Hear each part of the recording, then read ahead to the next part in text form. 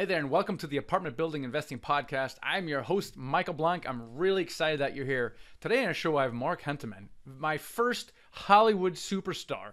He started writing for David Letterman for the late night show up in New York, moved to LA, stumbled on the set of Family Guy, and started writing for them.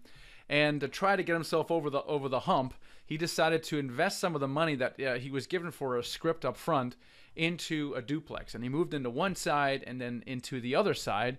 And it's therefore launched a real estate investing career that really allowed him to focus on what he really wanted to do the most, which is writing. So he talks about his journey, about what he went through and how he kind of house hacked it and how he parlayed that into now over 180 units. And interestingly, all of them are in LA, within just a couple miles of where he lives. Fascinating story. Let's get right into the call here with Mark Hentemann. Here we go. Hey, Mark, welcome to the show. Thanks, Michael. I'm excited to be here. Thanks for having me. Yeah, it's not every day that we get a Hollywood superstar here. You know, you're executive director for Family Guy, nominated twice for a Primetime Emmy Award. But what's funny is in your Wikipedia entry, it says in kind of on the side, Mark, the longtime real estate investor, which I thought was hysterical, and I want to talk to you about that. So yeah. Let's wind the clock back a little bit. Can you describe a little bit about when and why you got started in real estate? What was going on in your life at the time? Sure, absolutely. So I grew up in Cleveland, and I wanted to be a writer. I liked writing, and I moved to New York. And I was that proverbial starving artist in New York. And I loved writing, but didn't love waking up in the middle of the night wondering how I was going to pay my rent and those things that went along with it. So when I got my first job, I worked for David Letterman in New York, and then I came out to LA and got involved with a new show at the time called Family Guy that was just starting up. And with my first couple script payments of that, I wanted to invest in something. I was looking for some kind of financial stability, and I bought a duplex. And wait a second.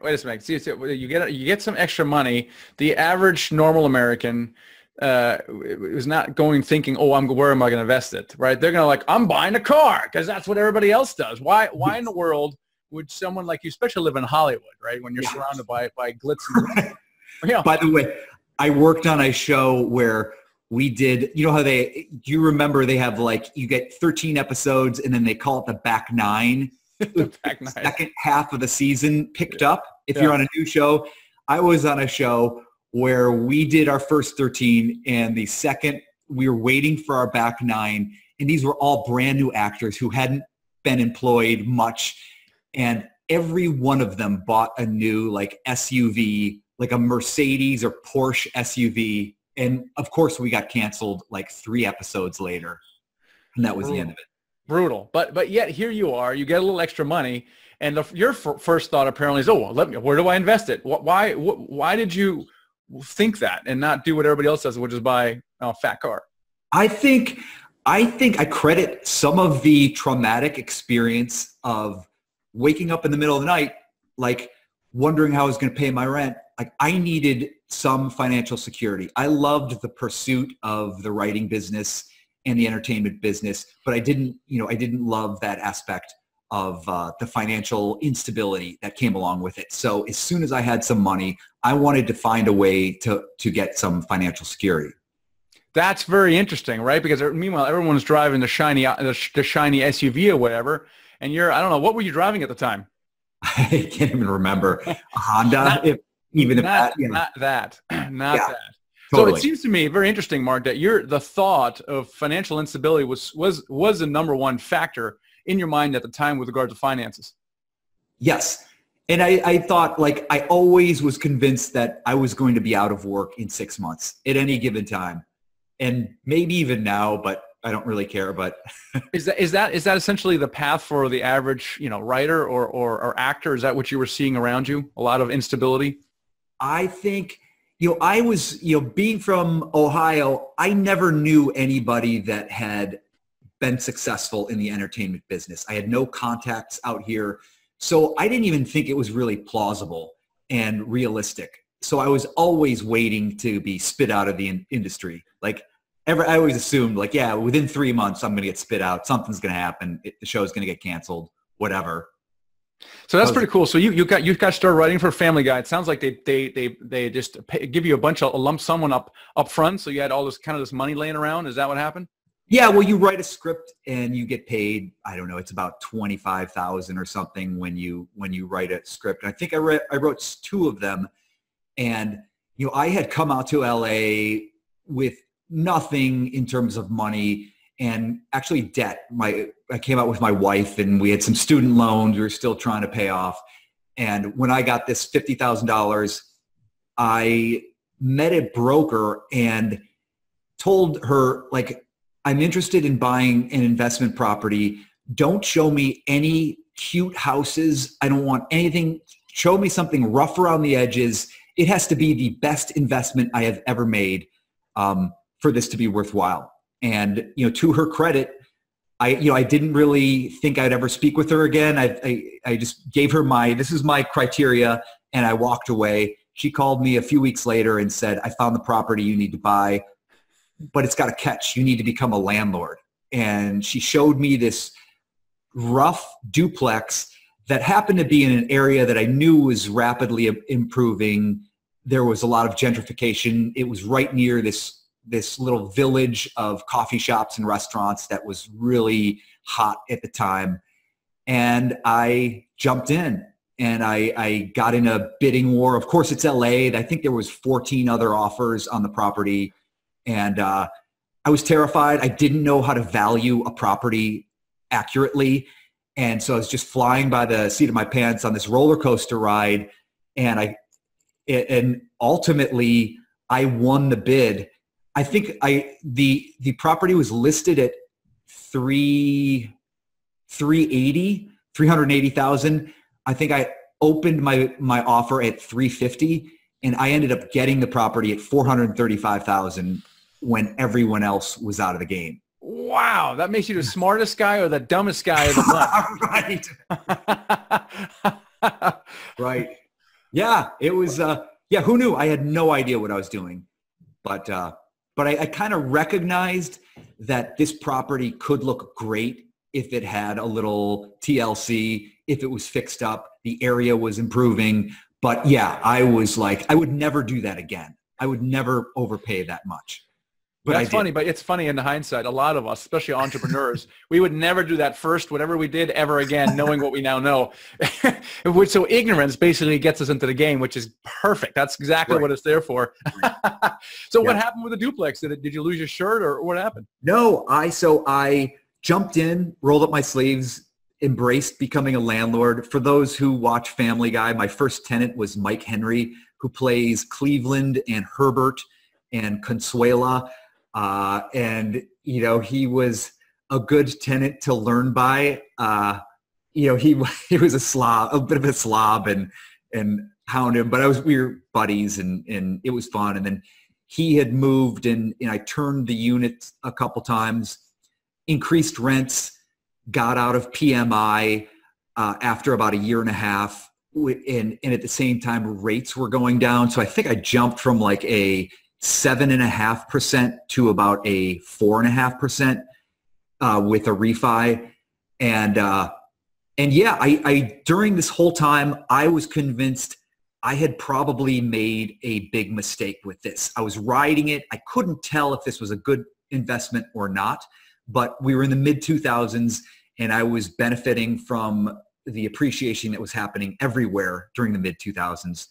And in 2005, I sold the property and I had fixed it up. I had done a sort of a decent remodel to the rental unit next door, but the owner's unit, I kind of tricked out and really made it nice. And I had the help of a designer friend who does kitchen remodels, and we sold the property that I had purchased for $435,000. I sold it for $1.27 million. And because I wasn't smart enough to take advantage of the 3 or 4% down that you could put with like a first time FHA loan. Yeah. I just did a standard 10%, but my down payment was $43,000 and I had $800,000 in profits at the end of it. And I had read books during the time that I owned this property, and I had learned, and I approached my accountant and I said, hey, can we take the primary residence tax credit on my unit and then do a 1031 exchange on the other unit? And they said, yes, you can. And so I paid no taxes on the gain, and no taxes ever on $500,000 of that 800,000 gain. And then the other 300,000 was 1031 exchanged, put all that money into new multifamily, into a 14-unit building and a 6-unit building. And I was hooked. By that time, I was like, this is the greatest thing ever. Like, this has given me, pretty rapid financial stability. I could do this. I'm going to do this for the rest of my life. I was committed to doing that. That's amazing. When did you finally realize the power of real estate? Like, when did it really start making a difference to your life? Like you said, you didn't really know if it was a good deal, but at one point did the light bulb go off? And it was probably before you sold that duplex. I mean, what made that light bulb go off that, hey man, this is pretty amazing stuff? Yeah, I think, you're right. I was kind of oblivious to whether this was a good investment or not. And often I was fretting over the broken dishwasher in the next door neighbor's unit. There was always these little repairs, these little headaches, and there were costs that were adding up. There were a couple $100. But what I wasn't aware of is these great invisible forces that come with real estate. I was benefiting tremendously by natural appreciation just because I was riding a good market, but also, the depreciation of the property, of the loan pay down that was happening off of my radar. I wasn't even aware of it. And then also I had rental income. So there's these multiple forces that are part of real estate investment that are working in your favor. And I had never experienced that before. Like, my whole life, I always felt like all those invisible forces were working against you. Right. Anything you're not aware of. And that's the way in the stock market I find too, is like, if you're not aware of it, it's probably working against you. That's right. And here it's actually not. Were you actually at one point making money on a cash flow basis on this thing, or never really? Yes. Yeah. And to answer the question about when I realized, it was when I refinanced. I got rid of PMI. I went from, I think, a 7.5 to like a 4. I think it was maybe 4 3/4 loan. And that combination, along with the fact that the next door unit had turned and I was able to increase the rents by about $250, I came away from that first refi, which was after about 18 months of owning it. Suddenly, all of my expenses were being paid. So the mortgage, the insurance, the taxes, and I think all the utilities on both sides of the duplex were being paid by the tenant. And this was a 3,000 square foot duplex that I was the owner of, and I was paying nothing. And I had come from a 1-bedroom apartment where I was paying $1,200 a month, and it was maybe 600 square feet. So I had this big property, and that's when it sort of dawned on me, like, this is the greatest thing. This is the greatest thing ever. Yeah, because you were living in one of the units, right? Yes. Yeah, that's right. So had you done an FHA loan, right, you wouldn't have had put nearly as much down, but you did anyway. But it sounds like, and when you first got into it, it wasn't cash flowing, or was it? No. Yeah, I had no grasp of cash flow. I knew because I had also been looking at single family homes. So I just knew that I was going to pay a mortgage every month, but with this duplex, I was going to get some income. And I think, when I started, maybe the rents were like $1,300 for the next door unit. But then by the time I sold, it was $2,000. But nevertheless, not knowing, understanding cash flow, when you got into this deal, you would have had to pay $1,300 rent somewhere else, right? Were you paying $1,300 in rent, or were you paying less because of the fact that you had a tenant next door? When I started, I was probably paying about $2,000 a month as my responsibility of the mortgage. But then when I refied, got rid of PMI, that significantly reduced my monthly costs. Yeah. Is that a great way? Would you suggest house hacking in that way? Does that typically work fairly well? I think so. I think if you could find a house hack opportunity where you can improve the property and basically improving the property provides a hedge against any economic volatility. So you would hope that in a normal circumstances, your building is going to be appreciating somewhat every year. But if you adding value to the property, even if the economy is going down and the values are going down, you're going to be bucking that trend by adding value to, you're going to be forcing appreciation. Yeah, that's right. So you did you do your second deal before you sold this, or was a sale of that first duplex, did that kind of throw you into kind of doing multiple additional deals? No, I was hooked very early on, like within a year and a half or so of buying this building. I was in this duplex and I was looking across the street at the sixplex and the fourplex, and I believed in economies of scale. I would be like, oh, it would be so great to have 6 units, because then one unit goes vacant, you're covered. You're not going to sweat it.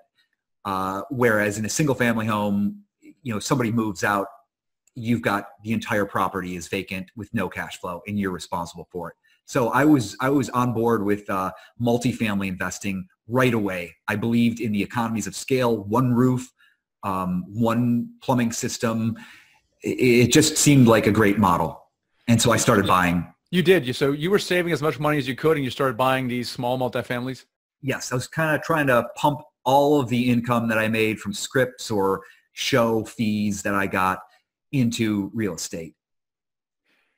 And what was that doing to your income? I mean, it sounds like in the beginning maybe cash flow was a little tight, or was it? I mean, were you starting to make money? At what point did it make a material difference to you, and maybe even equal to the income from the writing?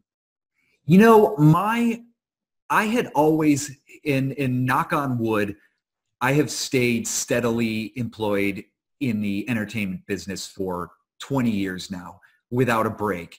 And so I've never needed the rental income to support me. And what I've been doing is I keep buying value add buildings and pumping the cash flow into those buildings. So even now I have 185 units now, and they kick off almost $1 million in passive income, but I'm pumping all of that back in because I'm doing bigger and bigger rehabs. Yeah, and that's someday I'll convert that to something I live off of. But luckily, I haven't had to resort to that at the moment. Now, obviously, you love what you're doing with the writing and the directing. What difference has the real estate side made to you, as a person, or maybe even professionally? Compare that with maybe what if you hadn't done that first duplex? So what difference has it made to you?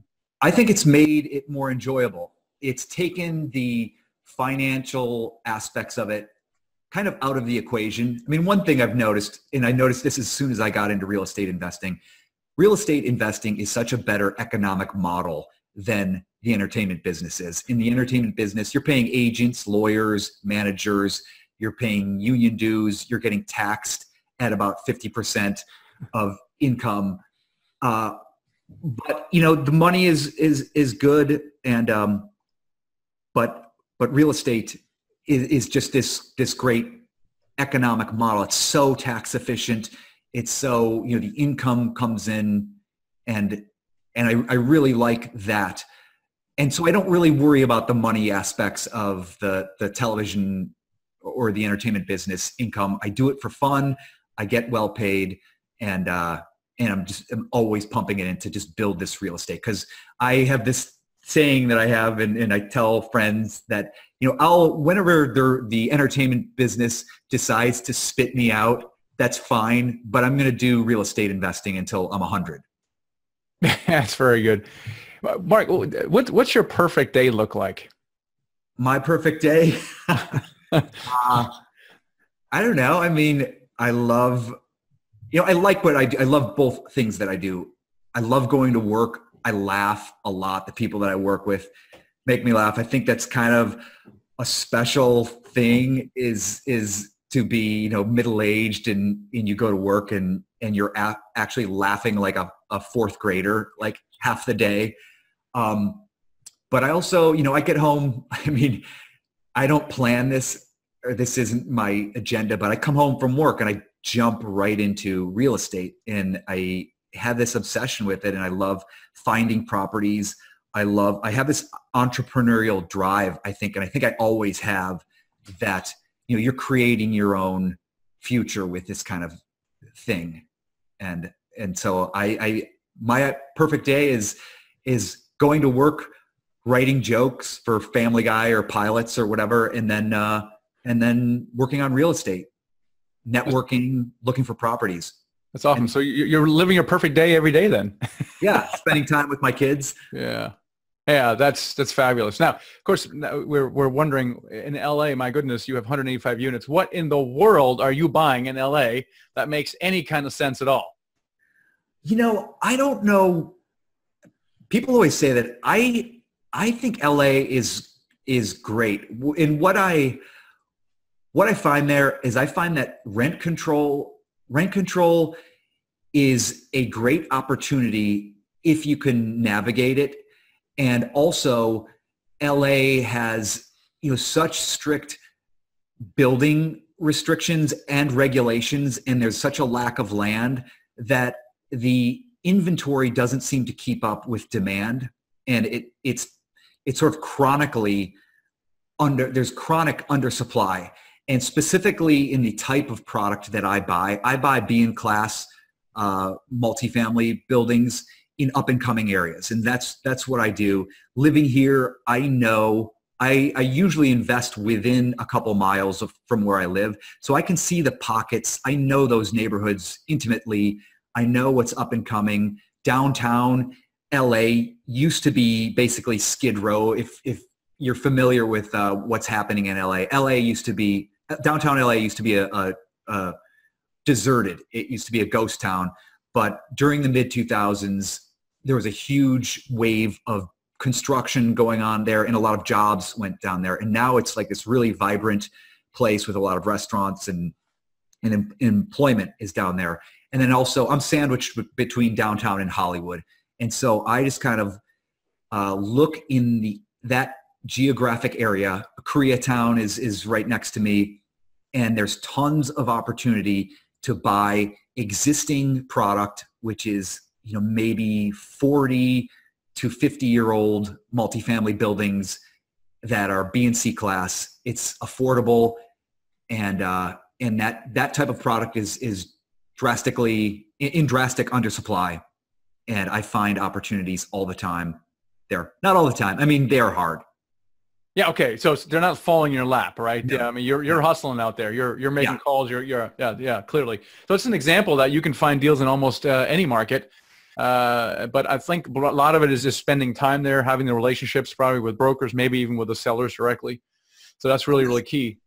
Yeah. I didn't have an agenda when I set out to build a network of brokers, but I think just over the years, I've gotten to know them. I'm friends with them. They've sold buildings of mine. And yeah, I get brought a lot of deals, and then I'll also hunt, and I always look for low cost. I always look for the lowest cost per square foot. If I had to pick a metric that's most important to me, it's cost per square foot. And maybe some of the reason that that's important to me is a function of being in LA. LA is like a core major city.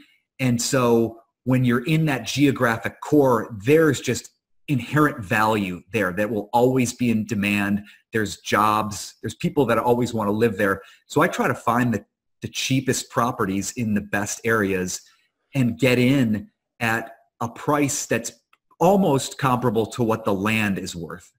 And then you just have this building. If you could improve it, it's all gravy.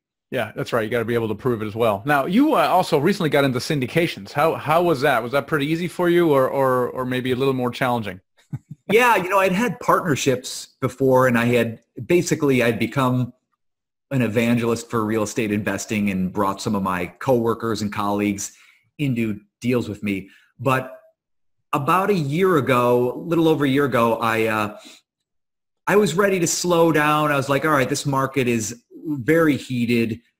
I'm going to wait and just sit on the sidelines. And I think I had already bought maybe 45 units in early 2018. but a broker friend of mine who I've done a lot of business with, he came to me and he said, I've got this opportunity. This seller is motivated. I know that he's motivated. You should try for it. And so I looked. I had just purchased a 36-unit building in LA, and it was expensive, and I didn't have the funds. And so I was like, all right, I'm going to syndicate these. I know people that have been asking me to invest with me. And so I did it not in the smartest way. I removed contingencies, and I knew, like, I looked at, could I handle this? If I can't get anyone to invest with me, could I handle this? And, I would tap my equity lines and stuff like that, but I could get it done. And there was actually 3 buildings involved, and it was about a $10 million deal. And I committed to it and then scrambled. It was intense. The timeline, the greatest pressure came from, the 60 days that we had to close. And I needed to line up investors. I needed to line up legal documents, accounting, all that stuff. I don't really want to go through that again because it was so intense, but survived and got it done. And I'm thrilled. Those buildings are doing very well. That is outstanding. That's Mark. So what's your advice? What's your advice for someone, he's sitting in their cubicle or whatever, and like, man, I got to get out of this. I want to do things I really love to do, like write. What is your advice to someone to try to get them, off the fence and taking action? Yeah, I think what you've got to do is, like you say, you've got to take some action. I think, the best thing going in the investment world is possibly house hacking. If you can take advantage of that, is it 3 or 4% down? You can leverage such a small amount of money into something with a huge potential for value and appreciation. I think I would recommend, get into a duplex or get into a 4-unit building and find something, number one, find a good area, target the area that you want to look in, and find an area that's on the rise, that's up and coming, that's still affordable. And then look for the cheapest multifamily 4-unit, 1 to 4 unit buildings you can. And then, inspect them well, stay away from major foundation issues or plumbing, but add value to those. And I think if you do that, if you can add value and you can also take advantage of that leverage, if it's 4%, you have a 25 multiple on every dollar that you add in value, and that could be enormous. That's great advice. And by the way, a lot of people who no longer have to work for a living started exactly in the way that you described. So it's a very, very valid strategy. Mark, how do people best connect with you? You could reach me at, you can email me directly at my full name, Mark Hentemann at me.com. I also started a company called Quantum Capital a couple of years ago for all my real estate investing. We have a website, quantumcapitalinc.com, and you could reach me through there as well. Well, great. It sounds like you might not be done with syndication. So Mark, thank you so much for coming on the show today. Thank you, Michael. It was a thrill to be involved. There's a common theme a lot of entrepreneurs. If you ask them how they get started, they all talk about just doing it, not having it figured out. In fact, doing some arguably bad deals. And if I look back at my own history of the way I did things, the first house flip I did, the first restaurant I opened, I would never do those deals again. And there's a certain amount of ignorance that basically shields us from knowing the entire truth. Because if we knew the entire truth, we would never do those deals. So ignorance is actually sometimes, in this case, bliss. I find, on the other hand, people who suffer from analysis paralysis never get out of the gate because they feel like they need to be 100% ready before they jump in. It's like one of those things, if you're a father or if you're a father to be, how can you ever be ready for fatherhood? Like, honestly, you can't. You can read every book out there, you can attend classes, but at the end of the day, there's nothing you can do to prepare yourself for fatherhood. So what do? You just grin and bear it. You just get into it, figure it out, learn on the job. That's a pattern I see with a lot of entrepreneurs. So don't beat yourself up if you're not going to be 100% ready, or if the time's not 100% right, because it never is and you never will be. So really just do it. The second key takeaway, because I see this now as a pretty common pattern, is this house hacking idea. And a lot of people have done this. I mean, Keith Weinhold with Get Rich Education, Tyler Sheff, there's a couple other people in the recent past, clearly here, Mark Hentemann as well. House hacking means that you basically buy a duplex or triplex or quad. You get into it for a first-time home buying FHA loan that requires 3 to 4% down. You got to live in it for a year, which is fine, and just follow exactly what Mark talks about in the show, and that is how you get yourself into the game. Very, very powerful. Definitely consider it. Number 2, don't wait to syndicate. Okay, accelerate. Don't wait to syndicate. Accelerate. Do it now. Plenty of people on the show are doing great, have done great in multifamily without syndicating, but they all, by their own admission, know they could have accelerated their path by syndicating a lot more.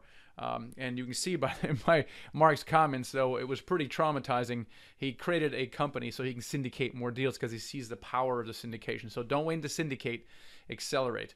All right, guys. So it's one of those things where if you haven't done your first deal yet, there's really 3 things you need. And Mark talked about a lot of them. First of all, you need deal flow, and you need money, and you need a team around that. Now, we're going to talk about a team, but we're running out of time. But Mark feels very, very strongly about the team, and that your performance as a team, you can only do whatever your weakest link in the team can do. And so your team is super, super important. So if you haven't done your first deal yet, you don't have one or more of these elements in place. So it's really, really important that you have that. I was really encouraged today. We had a group call with some of our mentoring students. And what happens is we all kind of grow up in, we take a seminar or mentoring program of some sort. And some people most people gravitate towards the syndication side of things, meaning that I'm finding the deal, I'm finding the money, I'm putting the management in place, I'm managing the asset once it closes. But there's a good number who gravitate towards the money raising side of things. You still need the same amount of education. You still need the confidence. You still need to be able to explain multifamily to your investors. But the point is this: instead of you going out finding deals, you actually concentrate on raising money, and you bring those your investors into a syndication, like for us or for others as well. And for that, you get general partner equity. It's a very, very powerful thing to do. So in our programs, we encourage all those things. Anything we can do to get you in your first deal, that's what we do. Especially if you're in one of our mentoring programs, we're constantly looking for ways that you can get into joint general partnership equity. Because if you say you're a GP in a 545 unit, that is a snowball effect. It triggers the law of the first deal, gives you humongous confidence and credibility, allowing you to raise more money, find more deals, and things of that nature. So if you're interested in our mentoring program, we can really accelerate your timeline and go kind of bigger, faster. You can find out more at themichaelblank.com/mentor and sign up for one of our free strategy sessions and see if it's right for you. All right, guys, I hope you found that useful and you were inspired by Mark's story. If he can do it as a starving artist, you should be able to do it as well. Great. Thanks so much. Catch you next episode. All right. I hope you enjoyed that. Now, as the next step, download this ebook right here. Okay? When you've downloaded that, make sure you also subscribe to my YouTube channel, because then you can get all of the videos that I release as soon as I release. So make sure you subscribe to the YouTube channel right now. Click on that right now. And then also make sure that this is the next best video to watch is this one right here. So hope you enjoyed that. I'll catch you next time.